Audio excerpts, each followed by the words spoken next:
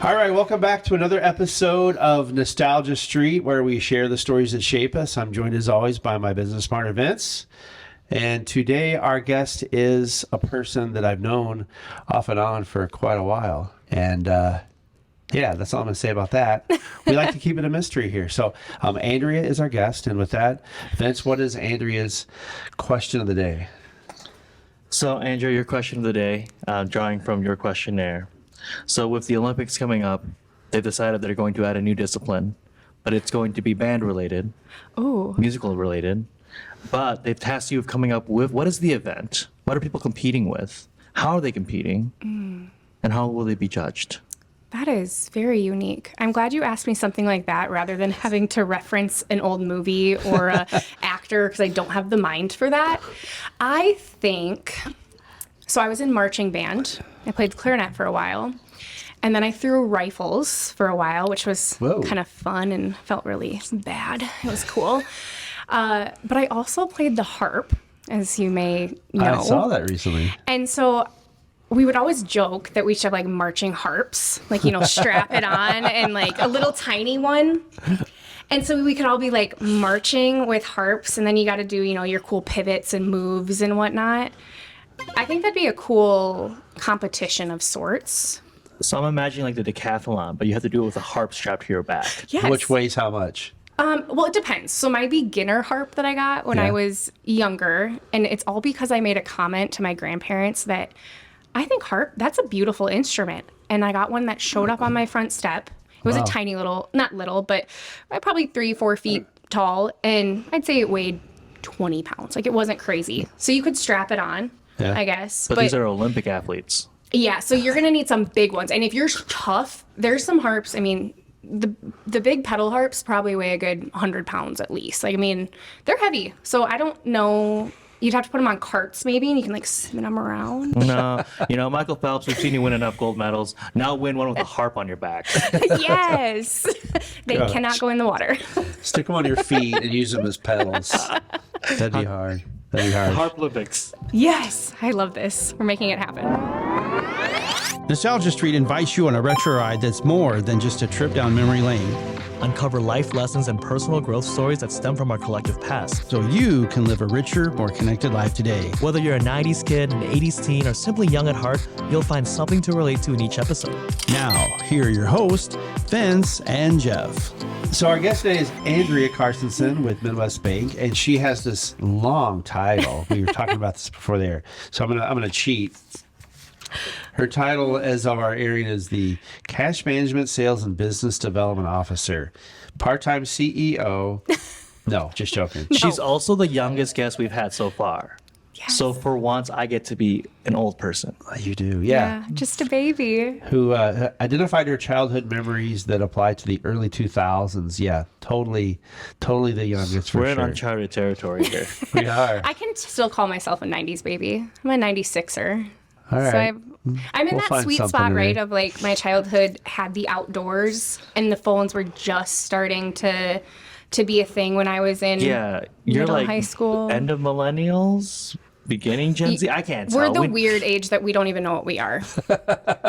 So where did young Andrea grow up? Yes, young Andrea grew up in Fairmont, Minnesota. Fairmont. So about an hour and 45 minutes from Sioux Falls or so, and ventured to Sioux Falls to go to school at Augustina. That's what brought me here. Augustina. Yeah. Well, no wonder I Skull like Bikes. Yeah. you. Augustina students are some of the strongest in work ethic. Well, I'm right glad to there hear with that. USF. In my days, if I hired anybody and they had Augustina or USF, I'm like, oh yeah, they're going to be good. Yeah. There is something to be said. They definitely have a good education behind them that we go the above and beyond. Yeah. And I think it's just the community aspect of Augie too, when you graduate, to have the connections that when you come out of college, they can plug you in to different internships or jobs.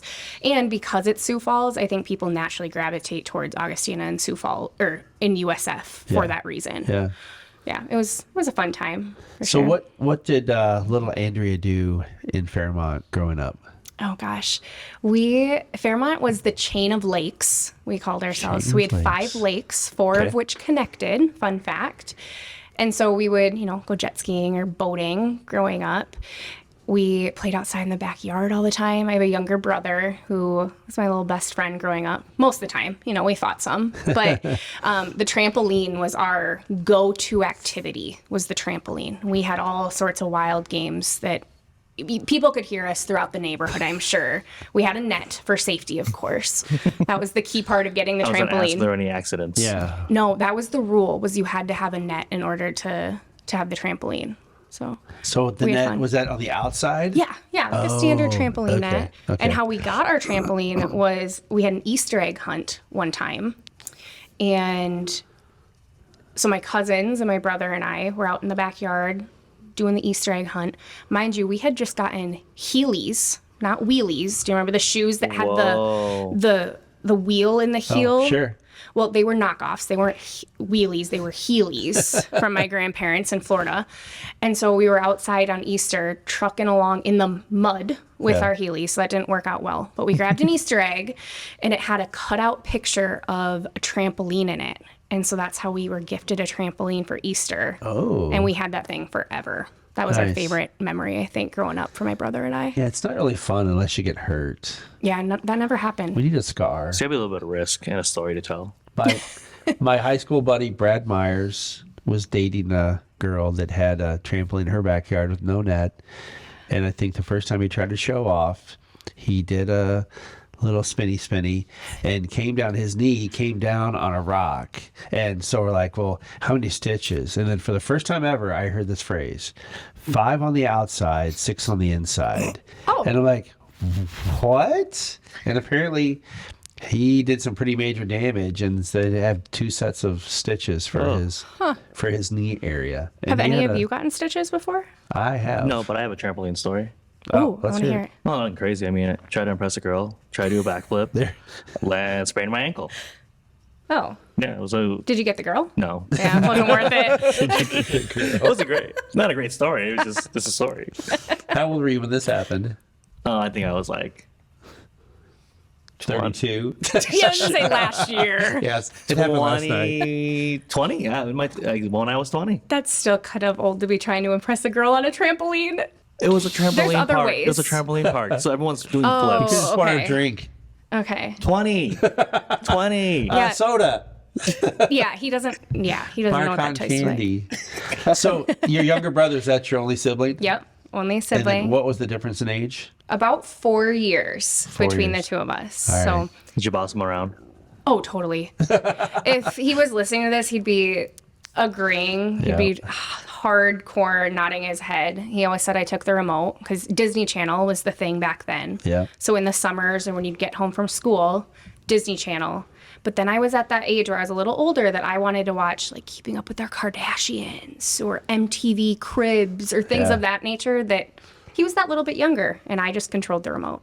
And you want to watch cartoons instead of Kardashians. What would Yeah. you blame him for? Oh, what would I blame him for? Getting away with everything. Just kidding. He wasn't that bad. I think my parents would probably agree we were both good kids. I mean, they might disagree.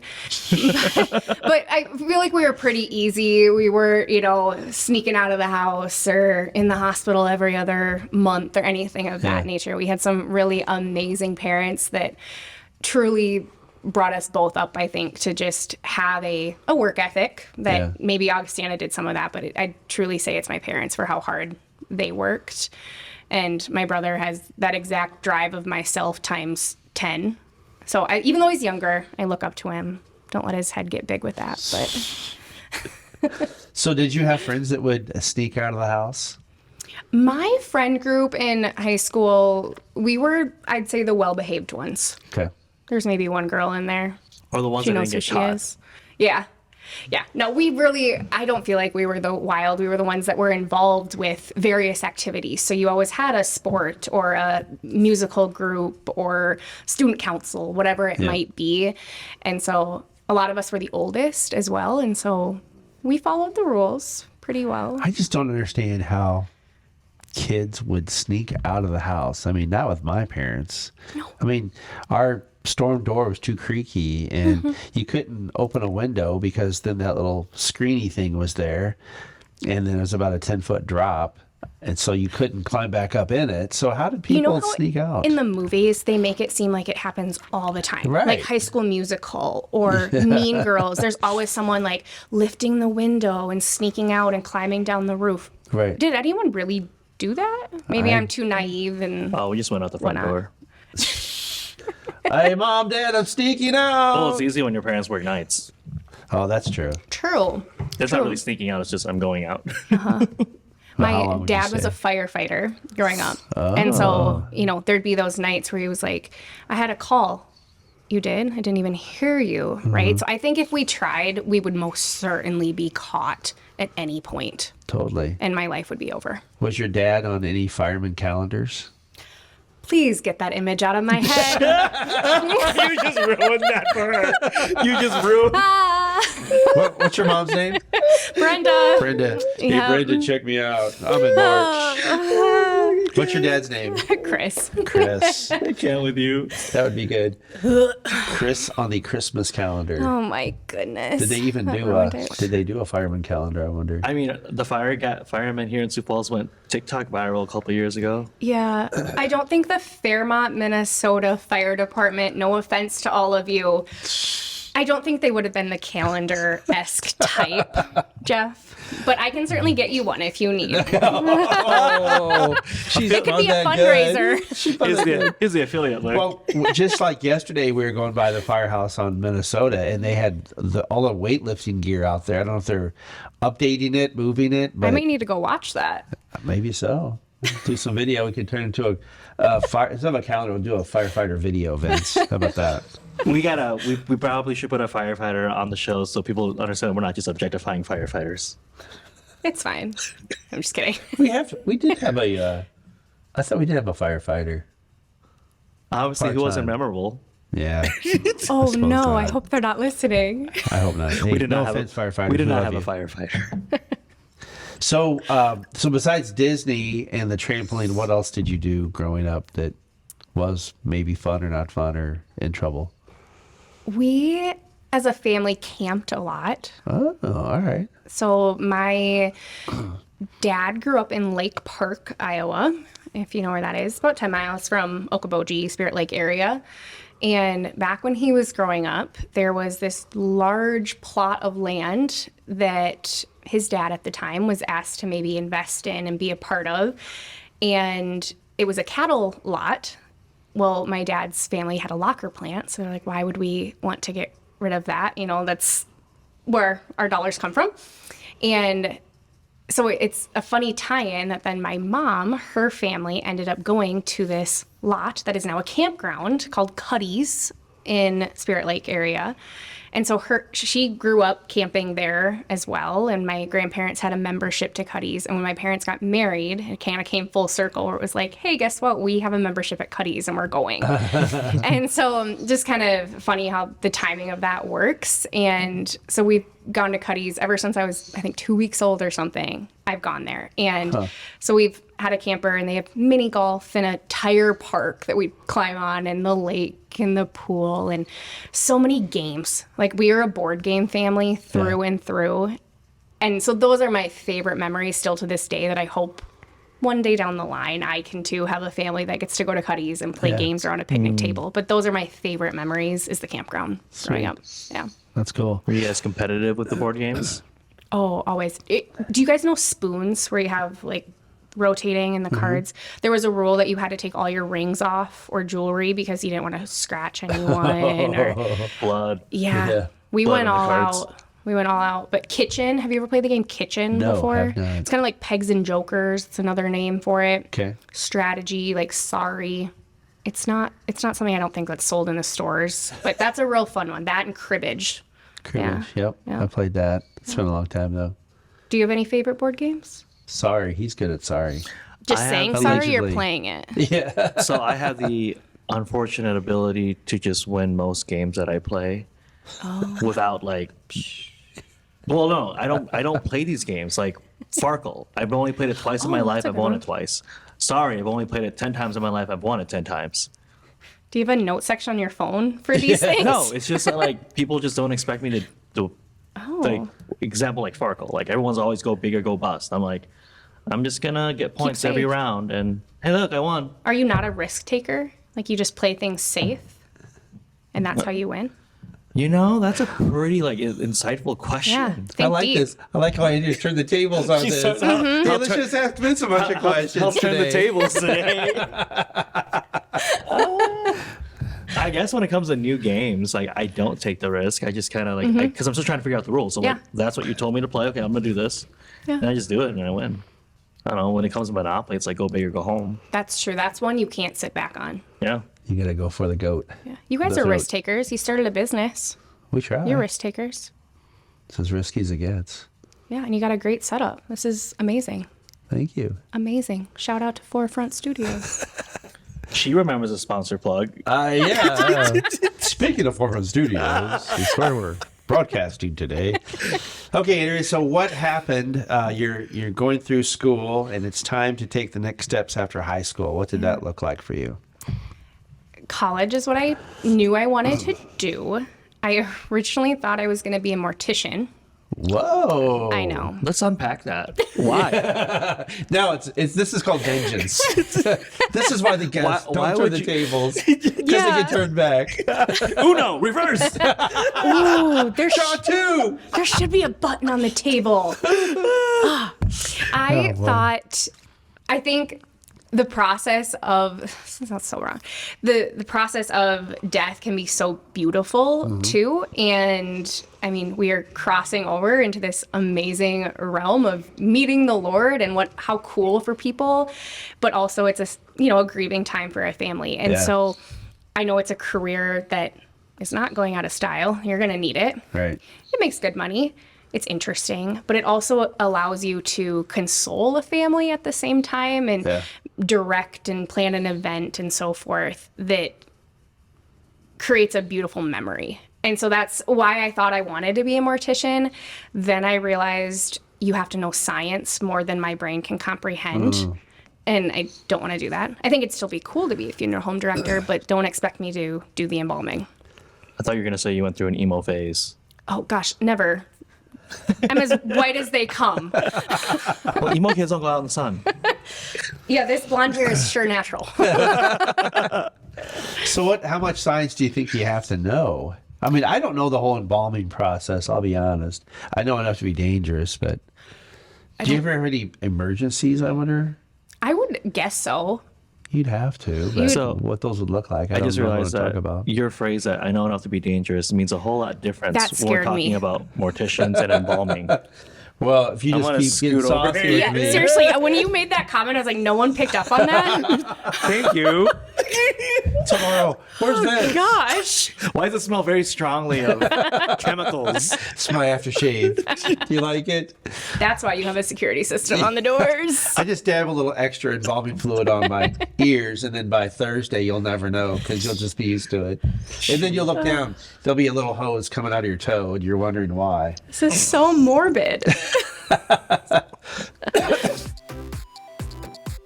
We'll be right back. That's a great spin on death because it's very, very tough to lose a loved one. Yeah. And to find a reputable funeral home that doesn't take advantage of, because I think that's the case. It was the case when my father died. Yeah. I felt like the funeral home kind of took advantage of the whole situation, and I wasn't there to help navigate that whole thing with Yeah. my sister and my mom. But some of the folks there knew my dad, and it was very warming to hear some of the things that they had to say about him. And Yeah. I'm like, okay, yeah, you're not making the stuff up. I know. Yeah. I know you know my dad. But yeah, it can be I think once the shock and the hurt washes over, and you're like, yeah, that was kind of a nice thing. Provided it's not like a horrific accident or Yeah. something like that. Yeah. That's never good. Yeah. So I then made the switch though when I realized this isn't for me as far as knowing chemistry and biology. I didn't even try. If I'm someone who if it doesn't come easy, I don't really want to try. Yeah. I'm a perfectionist. And so I remember seeing the textbook and it was just nope, this ain't it. Close it. I'm going to change my major, which was probably a God thing looking back, but I ended up then just going the route of business, and that opened up a door to be a teller in Fairmont on my summers. And that was super great, just to, again, have the community aspect of seeing people, the social interaction, while also realizing I enjoyed the number crunching and the spreadsheets and, organization. That is my mother to a T. And so I'm a perfect blend of the two of them in the weirdest way. And I remember a story even that my first year as a teller, someone from the funeral home came in and he said, I need to have this bill paid. I think it was like $5,000 for this wife that passed away. Yeah. Well, the husband brought him a giant tote full of all these old cans of coin and rolled up wads of cash and so forth that he dug up from the ground. I'm from a farming community. Yeah. And so he dug all these things up, brought it to the funeral home and said, well, here's to pay the bill. I don't know how much is in here. And so I remember we got to count through all of that. It broke the coin machine because there was so much dirt and gunk in it. But there was like $10,000 worth of cash in there. And so then we got to, funeral home, here's the remaining. We deposited the rest. But kind of a fun little story of when you're in banking too, you get to help so many wide facets of business as well and hear the behind the scenes of why that money is moving the way it is. Yeah. So kind of a fun little full circle moment the year after my freshman year. So what was your favorite year in college? Freshman year, most definitely. Because? Living in the dorms, I had a random roommate, Erin, and still to this day, one of my best friends. And the way we were randomly paired, I couldn't have asked for anything better. We're similar, yet so different. And just being able to be in the community of other people who are navigating that first year and really encouraged to get out and try new things and not be afraid of what people are thinking about you. And then we moved sophomore year also in together in the dorm. And I miss the dorm community. It's so cool. And for any college student that listens to this, stay on campus. Enjoy the memories of being with your friends so close in proximity. Yeah. But freshman year, everything was just new and exciting. It was a new challenge to learn in that way. I loved the professors at Augustana. So, go Augie. Was there any sort of bit of culture shock coming from the smaller community to Sioux Falls? Yes, I remember when I first came to Sioux Falls, when my mom dropped me off, or my mom and dad dropped me off. It's a purple piece of notebook paper. I still remember it to this day, that my mom drew I-29 and I-229 and how they intersected. And she drew 41st Street and Minnesota and just a little diagram for me that I had in my Tahoe that I drove because I played the harp, so I'd have a big enough car. And that was my map when I would go around. And so, yeah, it definitely was a shock in a bigger community. But again, Augustana felt smaller as well. And that's what I looked for in a college. I didn't think I wanted to go to college because it was also overwhelming to go to USD and experience what that was like. But Augustana just had that welcoming presence that you didn't feel you were in a town of 200,000. Did you have a favorite hangout when you weren't in class? Our room. Really? I tell you, our room was just such a great vibe. We had it color-coded. Half was green and blue and half was pink and white. We had it down. But, yeah, the Berg soccer rooms were great. And now Augie's just a shining star all over again with all their remodels that they've done. You guys were at the Chamber Mixer, I think, and you got to see the hockey stadium. I saw the game. Yeah, were you there at opening night? No, but I went to the game where it was a win-win. Okay. It was either great. USA wins or Augie wins. So it was like, can't lose, right? Oh, go sports. I don't know enough about teams or rules or sports. Was it called a tie game? No, the USA 17-year-olds creamed Augie, but you can't not root for USA because USA. I got you. Gotcha. So one team did win. Oh, they won overwhelmingly, but it was still a lot of fun. And shout out to like the facilities there. Like we got to tour it multiple times and Yeah. just a great experience overall. It's amazing, not only just for Augustana community, but the larger population of Sioux Falls, South Dakota, you name it, to have D1 hockey. It's an economic impact, it's a cultural impact, and definitely worth going and checking out. They'll work the kinks out for the first year. They'll start winning next year. It's just so hearing the coach talk about how he recruited the kids before the thing was even built. Yeah. Like he was driving to Canada, sitting in like coffee shops saying, "Hey, we're building this thing. I promise you. Here's a rendering picture. Come play for me, please." It's like Mighty Ducks. But Can like, you imagine having the athletic ability to be recruited when you're in junior high or Yeah, high wouldn't that be nice? school? I cannot I'm imagine that. athletically challenged, so I couldn't tell you. Same.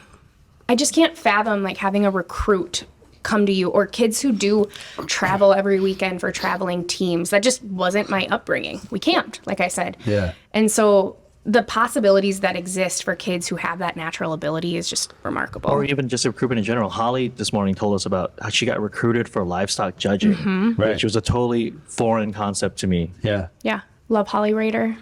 I should maybe I should go back to pancake flipping. I'm pretty good at that. I might be able to get a scholarship. We could get you somewhere. on the Harp Olympic team. There we go. I mean, I'm pretty sure we've got like either the Lions Club or some other club do pancake deals. Yeah, I could do that. You'd look good in a yellow apron. And I could speak on behalf of the Lions because I had my eyes done. So, the harp. When did you start playing the harp? I believe it would have been 6th grade, I think. And so, like I said, we got home from supper and there was this box. And I've alluded to the fact that my dad is an extrovert and thinks he's so funny, which he is. And he goes, "Andrea Lynn, what did you buy off the internet?" And it was this big old box. Like, I didn't buy anything.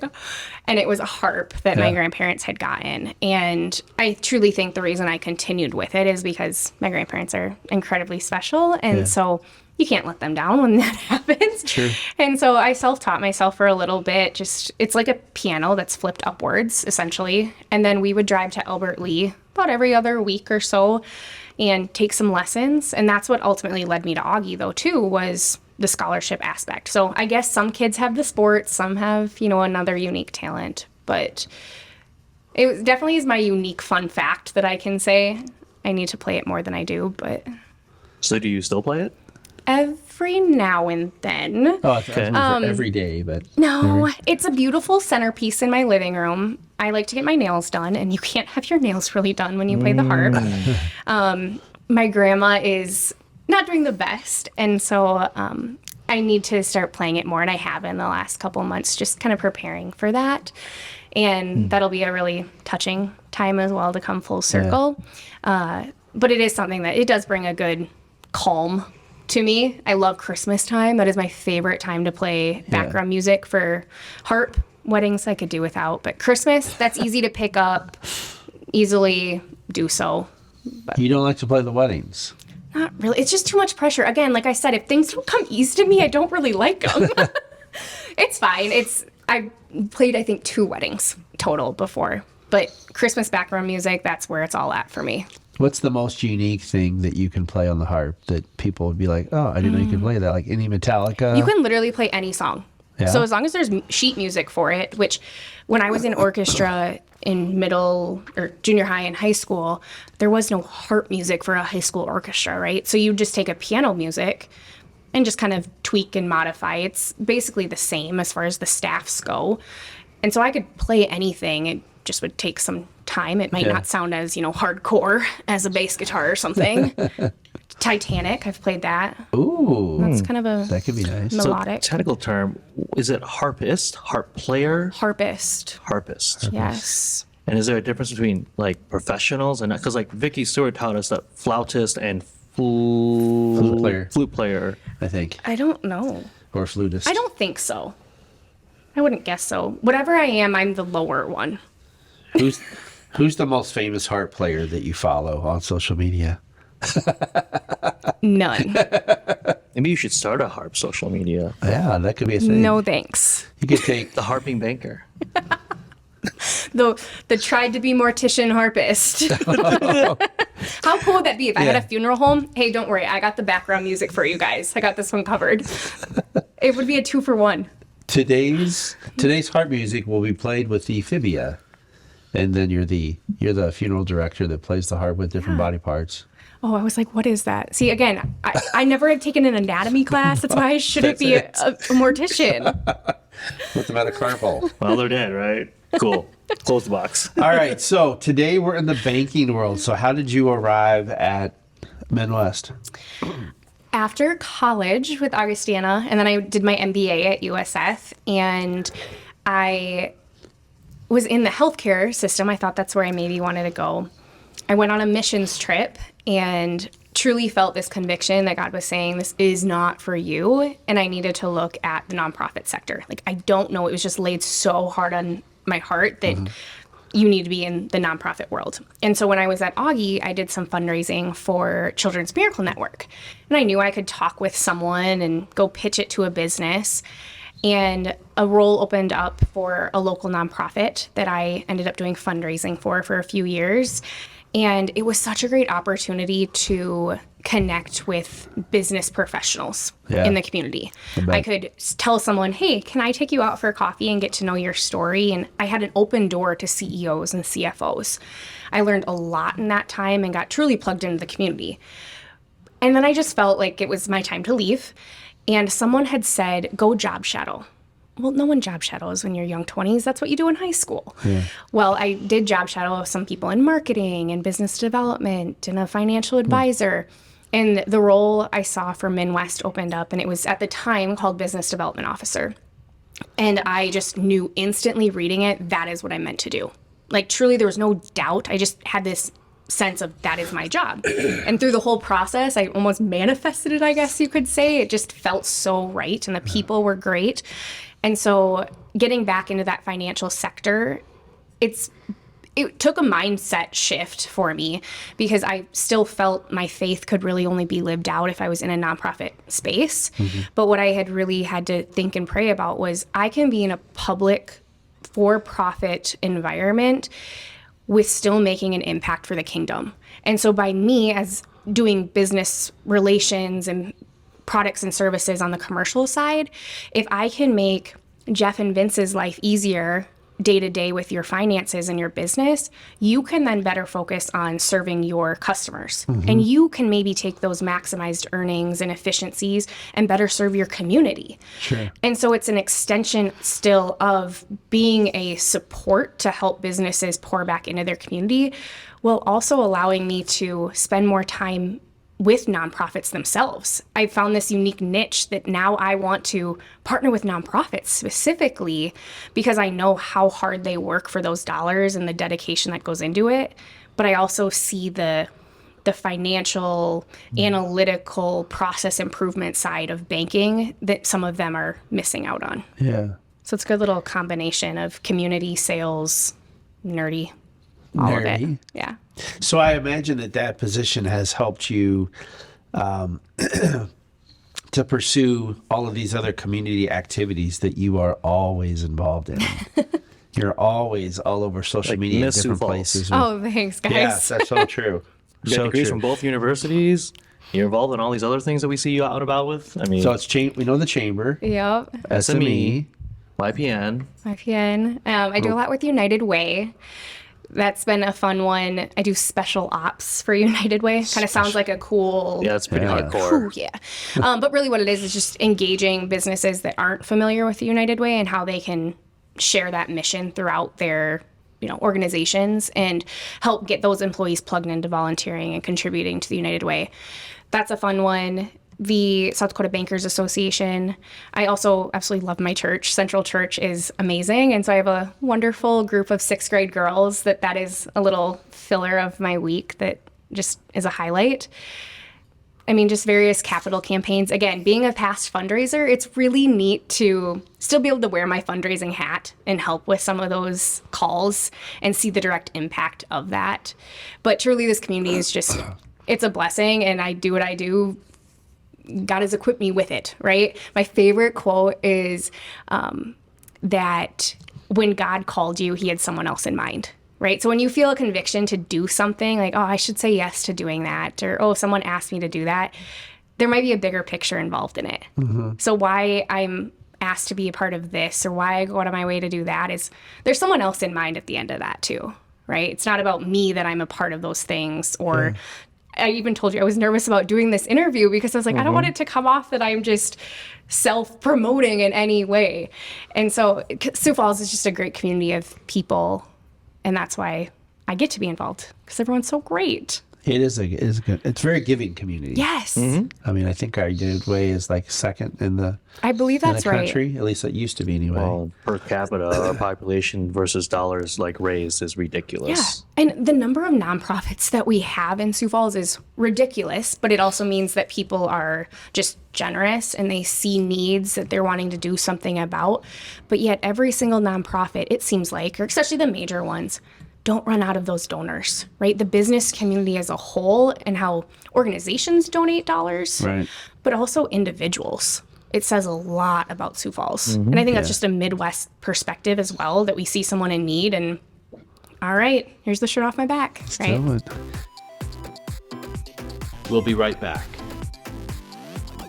So, with your vast experience knowing the ins and outs of Sioux Falls, what restaurants would you recommend that people frequent or that you frequent? I am a frequenter of any Mexican food.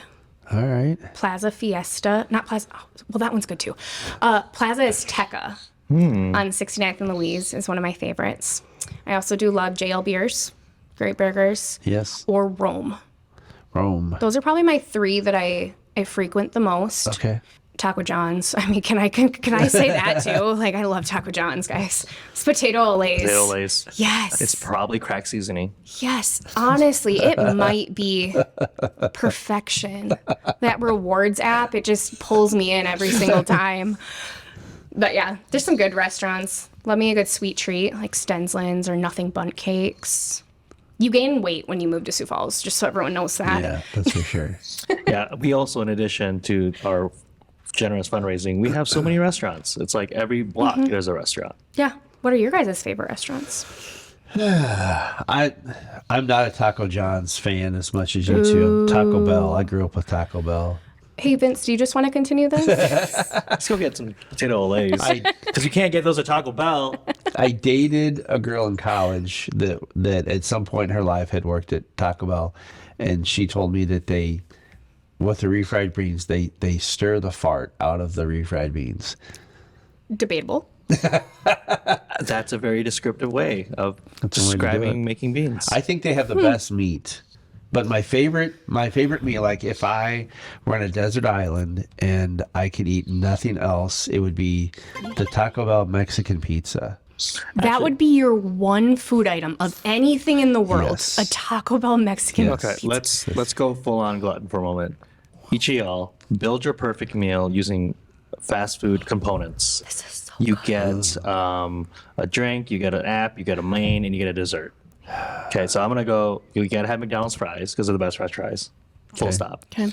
My main, I will take probably Chick-fil-A chicken sandwich. Oh, I And forgot about then- those guys. My dessert is gotta be Wendy's strawberry frosty. They've got strawberry. Yeah, they do. What? Yeah, they do. I did not know that. Gosh, when did they get that? Mid 2000s. Somewhere. What's your Bless drink? America. My drink? Sonic slushy. Oh, okay. I'm trying to make like a lap around. Okay, I'm trying to get some diversity here. Okay, See, I don't inclusion, really- diversity and inclusion. Ties into everything. I got to think of my Fairmont upbringing because we didn't have that many choices, but these were my staples that I grew up on. I would do a Filet-O-Fish from McDonald's. right. Man, I love those. I'm gonna consider my side super potato Olays from Taco John's. You didn't Super say, yeah. So it's got potatoes. nacho cheese on it, the sour Wow. cream. I'm considering that an app. My dessert is gonna be a Jamocha shake from Ooh, Arby's. Yes, Oh. yes. And then a Diet Mountain Dew from wherever I need to get it from. Jamocha. I do love you some Jamocha. Jamocha shake. Yeah, so I'm sticking with my Mexican pizza. Fries would be the Chick-fil-A fries with Chick-fil-A sauce. Okay. They can't be without. Although the Arby's fries come in, Those are good they're too. close. They're close second. I like the Jamocha shake, and then what am I missing? Dessert, a drink, but for you, it's a Diet Coke. Yeah, it's probably Diet Coke. Does that That's run true. through your veins Pretty much. when you're involved and it just spews out? It probably will. We have so many corporate sponsorship opportunities for this episode. I know. I don't know They- if Diet Coke wants to sponsor that one. If only we could transcribe and hashtag everything that we're saying right now. We could be millionaires. If only. So where does Andrea see herself in the next 5 to 10 years? Hopefully alive. Hopefully. Just Yeah. kidding. There's such a theme of death in this episode. I really don't know, you guys. I am someone who I have to have a plan for my day. I'm a go by the clock checklist on a Saturday because there's things I want to do, or even the simplest things I have to write down and have a sticky note for. But when it comes to long-term goals, I truly just hope I'm in a career that I enjoy, that's still giving back and involved.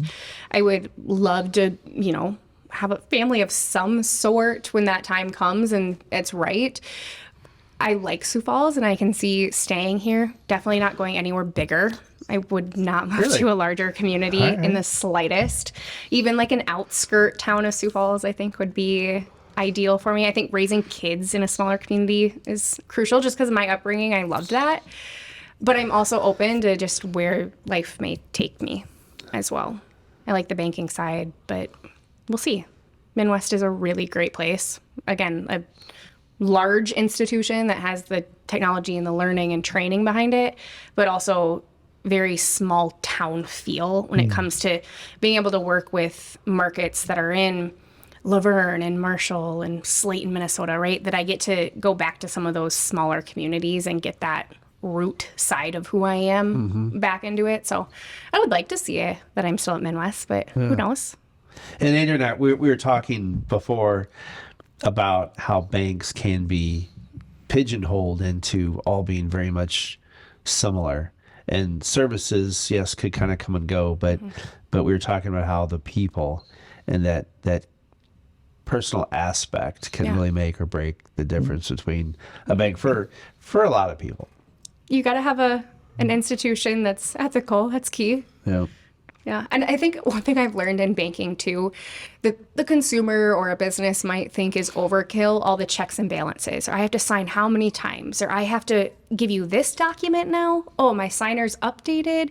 You want me to call about this limit for ACH? You name it, that you might think is above and beyond. But on the compliance side of banking, I never realized just how much regulation there is when it comes to FDIC and risk and fraud and beneficial ownerships and all the things that are tied into banking, that a bank is more than just a place to deposit cash and they have a building.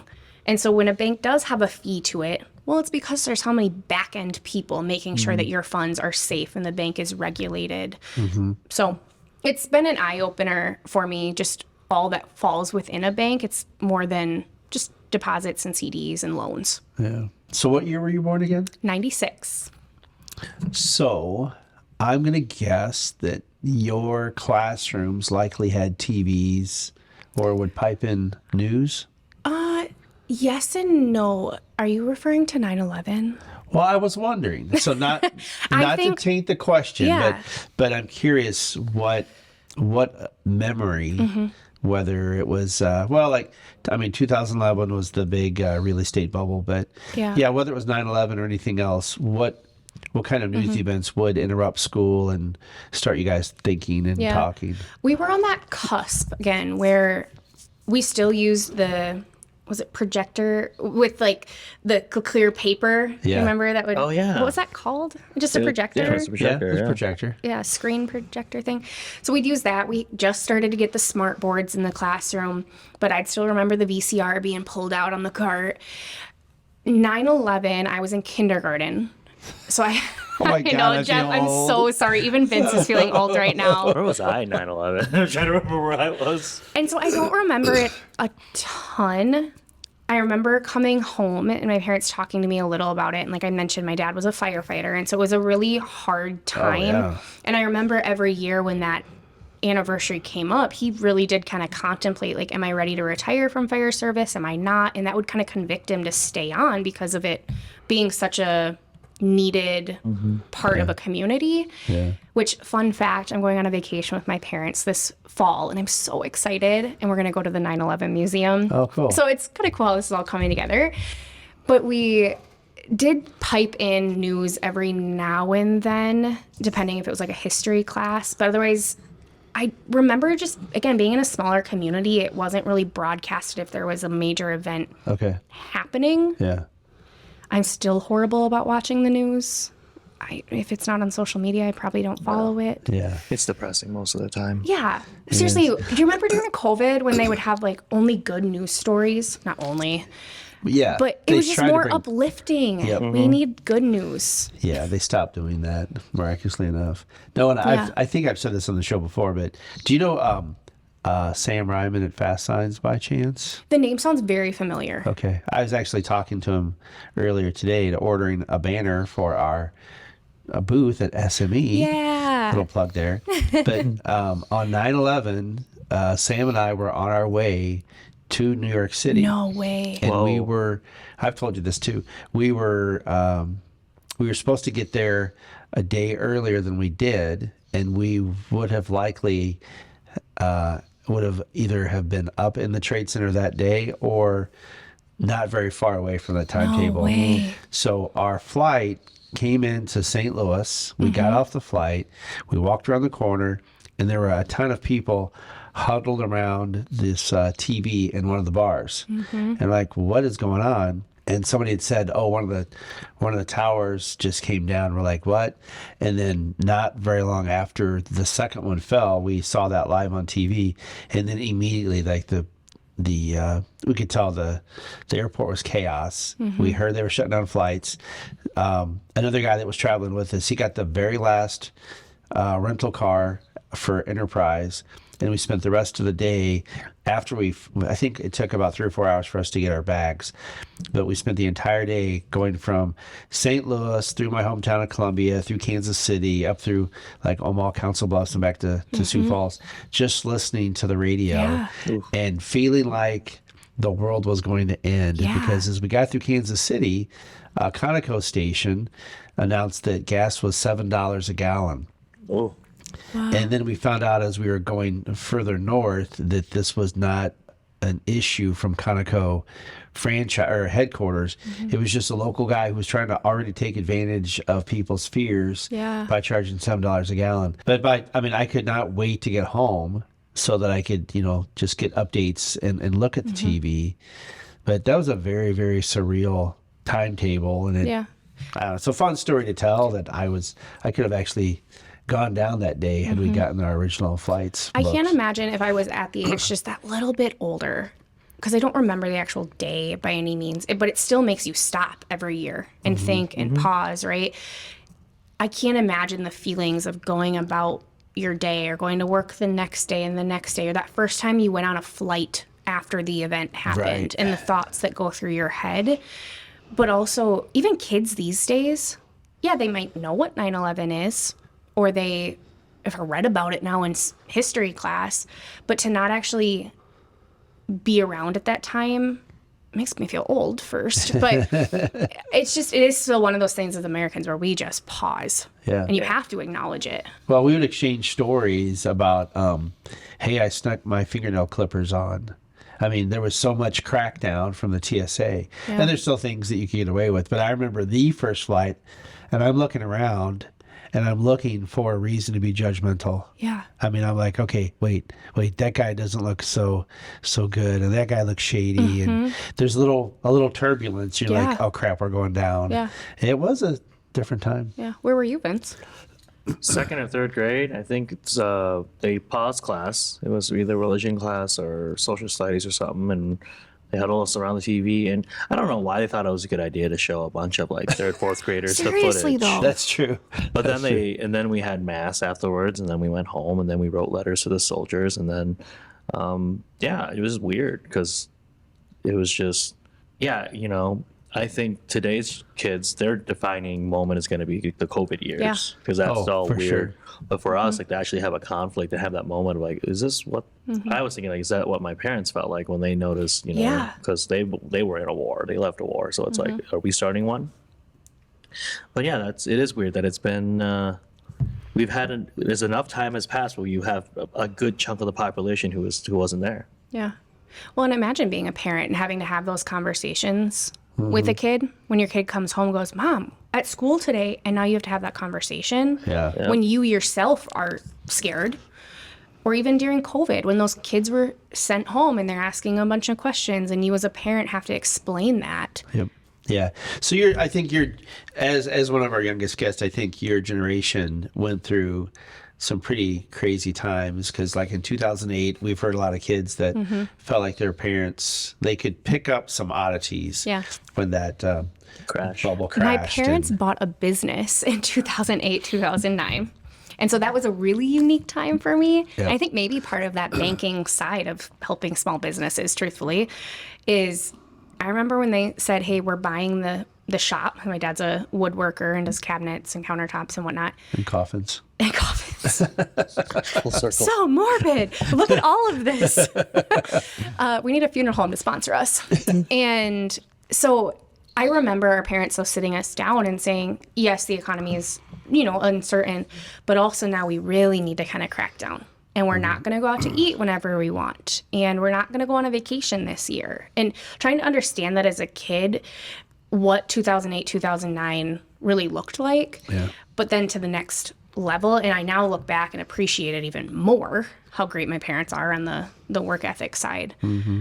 But yeah, 2008, 2009, even was it 1980s, late 80s, the agriculture kind of recession there. Like there's these defining moments that everyone has, and you use that as a meter for, remember 2020? Remember 2008? Yeah. And then the other, I think I was in college, 93, I think it was, when the war in Iraq oil kind of kicked off. Yeah. And then just watching, because it wasn't long after 9/11, I suppose. Mm-hmm. And then all the bombs and the missiles going off over Baghdad. And I remember I was in a girlfriend's dorm room watching that and going, how many girlfriends did Jeff have? We're still debating how big this black book is, but we won't ever get it until I took full advantage of my singledom. Someday when he's in a funeral home, many, many, many years from now, maybe that book will be released. Maybe so. Maybe so. New York Times bestseller. Jeez. She's so good at flipping this stuff around on us, man. Maybe she should be like a guest host when one of us can't be here. Yeah, You guys, I would love that. I'll fill in. That would be good. I would See love what kind that. of questions she asks other people. Is it that time, Big It Dog? is that time. Aw, the time goes so fast. It does. So to close our show, Andrea, Yes. thank you so much for being here today. So we always try to connect the thread from, our guests' upbringing, their childhood, their formative years, whatever you call it. Paint a picture for our audience of something that sticks out to you today that you still use, whether it's a quote, a saying, a story, a lesson of some sort that you still carry with you and you want to pass on to our guests. Oh, goodness. That's really hard. These are deep questions I should have thought of ahead of time. I think putting yourself out there is key. The worst that happens is you're told no, whether it be asking someone for coffee or trying a new risk. The worst that happens is a no or you fail. But I think back of when I was younger and you'd have little fundraisers for school. It does all tie together, I guess, of door knocking, right? And, hey, will you buy band food from me or whatever? Or going up to someone in youth group or wherever it be and just like having a conversation and meeting a friend. Like put yourself out there because you do never know what someone's going through themselves and where that right time might be where it, stars aligned and that person needed a friend in that moment. Or that one pivotal moment now opened up your career that you never thought would have been there had you not connected. And so just putting yourself out there, we're all humans, right? That would probably be something that I wish I would tell my younger self more, but also kids these days that maybe are on their phones a little more than we were or are scared to try new things, especially in Sioux Falls. Put yourself out there. Yeah. I like that. That's really good. We haven't had that answer yet, I don't think. But that's very applicable. Yeah. Good stuff. Cool. Thank you, guys. This was so thank fun. you. Thank you. This was so fun. To find out more about Andrea and the work that she does in our community, we'll have it all in our show notes. So until next time, friends, thank you for joining us on Nostalgia Street, and we'll see you around. Make sure to subscribe to our podcast on your favorite podcast platform. If you're on iTunes, please take a moment and leave us a rating and review. Head on over to our YouTube channel and hit that subscribe button. You'll get access to engaging visuals that complement our podcast content. Thanks again for tuning in, and we look forward to having you with us on our next episode. So until next time, listeners, stay curious, stay engaged, And never stop walking down Nostalgia Street.